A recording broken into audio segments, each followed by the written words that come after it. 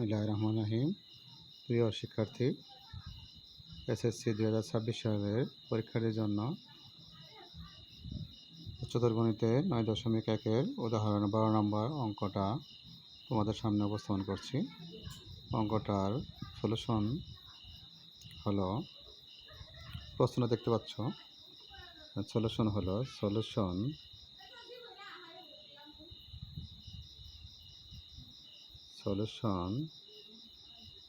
ধরি a to the power x সমান b to the power y সমান c to the power z সমান k। সুতরাং a সমান k এর পাওয়ার 1/x। আমরা জানি পাওয়ার গুণ থাকলে সেখানে ভাগ হয়, চেঞ্জ হলে ভাগ হয়। b সমান k এর পাওয়ার 1/y। c সমান k এর পাওয়ার 1/z।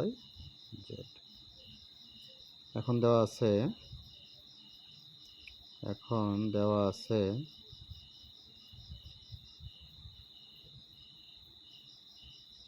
b স্কয়ার সমান ac, বা b এর পরিবর্তে আমরা লিখতে পারি k to the power 1/y whole square. এর পরিবর্তে লিখতে পারি k to the power 1/x। c এর পরিবর্তে লিখতে পারি k to the power 1/z, বা আমরা পাওয়ার যোগ লিখতে পারি y 2 কে 2/y।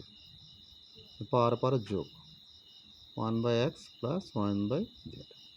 ওই পাশে বেদ চলে গেলে 2/y সমান 1/x প্লাস 1/z। সুতরাং আমরা লিখতে পারি, উল্টায় লিখতে পারি 1/x প্লাস 1/z সমান 2/y। এটাই প্রমাণিত।